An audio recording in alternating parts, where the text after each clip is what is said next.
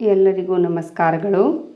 ಶಿವಲಿಂಗ ಸೃಷ್ಟಿಯಾಗಲು ಕಾರಣೀಕರ್ತರಾರು? ಶಿವನಿಗೂ ಶಿವಲಿಂಗಕ್ಕೂ ಇರುವ ಸಂಬಂಧವೇನು ಅನ್ನೋದನ್ನು ನೋಡೋಣ.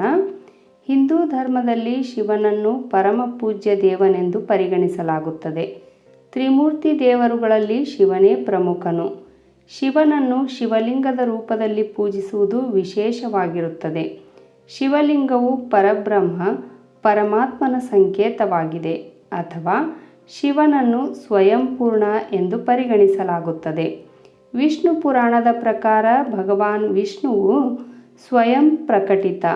ವಿಷ್ಣು ಪುರಾಣದ ಪ್ರಕಾರ ಭಗವಾನ್ ವಿಷ್ಣುವಿನ ಕಮಲದ ನಾಭಿಯಿಂದ ಬ್ರಹ್ಮನು ಜನಿಸಿದನು.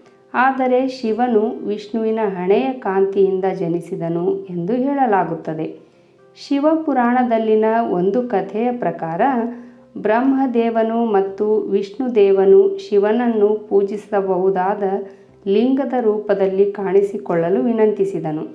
ಇದರ ನಂತರ ಬ್ರಹ್ಮ ಮತ್ತು ವಿಷ್ಣುದೇವನು ಮೊದಲು ಶಿವಲಿಂಗವನ್ನು ಪೂಜಿಸಿದರು ಮತ್ತು ಅವರ ನಂತರ ಇತರ ದೇವರುಗಳು ಮತ್ತು ದೇವತೆಗಳು ಶಿವಲಿಂಗವನ್ನು ಪೂಜಿಸಿದರು. ಬ್ರಹ್ಮಾಂಡದ ಸೃಷ್ಟಿಯ ನಂತರ ಭಗವಾನ್ ವಿಷ್ಣು ಮತ್ತು ಬ್ರಹ್ಮನ ನಡುವೆ ಯುದ್ಧ ನಡೆಯಿತು. ಇಬ್ಬರೂ ತಮ್ಮನ್ನು ತಾವು ಅತ್ಯಂತ ಶಕ್ತಿಶಾಲಿ ಎಂದು ಸಾಬೀತುಪಡಿಸಿಕೊಳ್ಳಲು ಪ್ರಯತ್ನಿಸಿದರು. ಇವರಿಬ್ಬರಲ್ಲಿ ಯಾರು ಶ್ರೇಷ್ಠರು ಎಂಬುದರ ಕುರಿತು ವಾಗ್ದಾನ ನಡೆದು ನಂತರ ಯುದ್ಧಕ್ಕೆ ಮಾರ್ಗವಾಯಿತು. ಇಬ್ಬರ ನಡುವೆ ಯುದ್ಧ ನಡೆಯುತ್ತಿದ್ದಂತೆ ಆಕಾಶದಲ್ಲಿ ಹೊಳೆಯುವ ಕಲ್ಲೊಂದು ಕಾಣಿಸಿಕೊಂಡಿತು. ನಂತರ ಆಕಾಶದಿಂದ ಒಂದು ಧ್ವನಿ ಕೇಳಿಸತೊಡಗಿತು. ಧ್ವನಿಯ ಪ್ರಕಾರ ಯಾರು ಈ ಕಲ್ಲಿನ ಅಂತ್ಯವನ್ನು ಮೊದಲು ಕಂಡುಕೊಳ್ಳುತ್ತಾರೋ ಅವರೇ ಶ್ರೇಷ್ಠರು ಎಂದು ಹೇಳಿತು. ಆ ಹೊಳೆಯುವ ಕಲ್ಲನ್ನೇ ಶಿವಲಿಂಗವೆಂದು ಕರೆಯಲಾಗುತ್ತದೆ. ಪ್ರಪಂಚದ ಸೃಷ್ಟಿಗೆ ಅಥವಾ ಉಗಮಕ್ಕೆ ಶಿವನೇ ಮುಖ್ಯ ಕಾರಣವೆಂದು ಪರಿಗಣಿಸಲಾಗಿದೆ.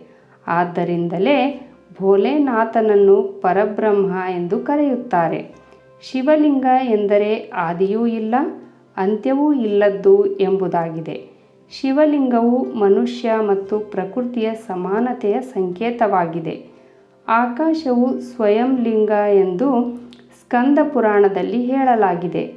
ಭೂಮಿಯು ಅದರ ಬೆನ್ನು ಅಥವಾ ಆಧಾರವಾಗಿದೆ ಮತ್ತು ಎಲ್ಲವೂ ಅನಂತ ಶೂನ್ಯದಿಂದ ಹುಟ್ಟಿದೆ ಮತ್ತು ಅದರಲ್ಲಿರುವ ಲಯದಿಂದಾಗಿ ಅದನ್ನು ಶಿವಲಿಂಗ ಎಂದು ಕರೆಯಲಾಗುತ್ತದೆ ಎಂದು ಉಲ್ಲೇಖಿಸಲಾಗಿದೆ.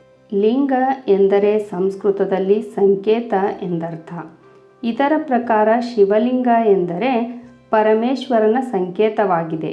ಅಂದರೆ ಶಾಶ್ವತ, ಅನಂತ, ಬ್ರಹ್ಮಾಂಡ, ನಿರಾಕಾರ ಪರಮಾತ್ಮನ ಸಂಕೇತವಾದ್ದರಿಂದ ಇದನ್ನು ಶಿವಲಿಂಗ ಎಂದು ಕರೆಯಲಾಗುತ್ತದೆ. ಶಿವದೇವರಿಗೆ ಆದಿಯೂ ಇಲ್ಲ ಅಂತ್ಯವೂ ಇಲ್ಲ. ಶಿವ ಎಂದರೆ ಅನಂತ ಎಂಬ ನಂಬಿಕೆ ಕೂಡ ಇದೆ. ಜೊತೆಗೆ ಇದು ಬ್ರಹ್ಮಾಂಡದ ಸಂಕೇತ ಕೂಡ ಹೌದು. ಶಿವಲಿಂಗಕ್ಕೆ ಪ್ರಿಯವಾದ ವಸ್ತುಗಳು. ಶಿವನಿಗೆ ಪ್ರಿಯವಾದ ವಸ್ತುಗಳನ್ನು ಶಿವಲಿಂಗದ ಮೇಲೆ ಅರ್ಪಿಸಲಾಗುತ್ತದೆ.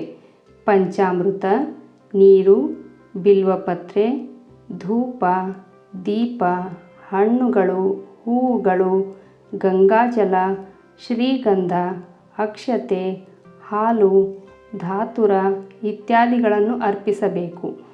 ಈ ವಸ್ತುಗಳನ್ನು ಅರ್ಪಿಸುವ ಮೂಲಕ ಭೋಲೆನಾಥನು ಶೀಘ್ರದಲ್ಲೇ ಸಂತೋಷ ಪಡುತ್ತಾನೆ ಮತ್ತು ತನ್ನ ಭಕ್ತರಿಗೆ ಸಂತೋಷ ಮತ್ತು ಸಮೃದ್ಧಿಯನ್ನು ನೀಡುತ್ತಾನೆ. ಶಿವಲಿಂಗವನ್ನು ಪೂಜಿಸುವುದು ಶಿವನನ್ನೇ ಪೂಜಿಸಿದ ಫಲವನ್ನು ನೀಡುತ್ತದೆ.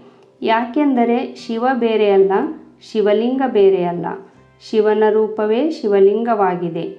ಶಿವಲಿಂಗವು ಹೊಳೆಯುವ ಕಲ್ಲಿನ ರೂಪದಲ್ಲಿ ಮೊದಲು ಕಾಣಿಸಿಕೊಂಡಿತು.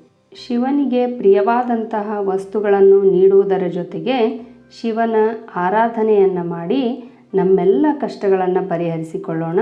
ವಿಡಿಯೋ ನೋಡಿದ ತಕ್ಷಣ ದಯವಿಟ್ಟು ನನ್ನ ಚಾನಲನ್ನು ಸಬ್ಸ್ಕ್ರೈಬ್ ಮಾಡಿಕೊಳ್ಳ್ರಿ. ಹಾಗೆ ಒಂದು ಲೈಕ್ ಕೊಡೋದ್ರ ಜೊತೆಗೆ ಹೆಚ್ಚು ಹೆಚ್ಚು ಜನರಿಗೆ ಈ ವಿಡಿಯೋವನ್ನು ಶೇರ್ ಮಾಡಿರಿ. ಧನ್ಯವಾದಗಳು.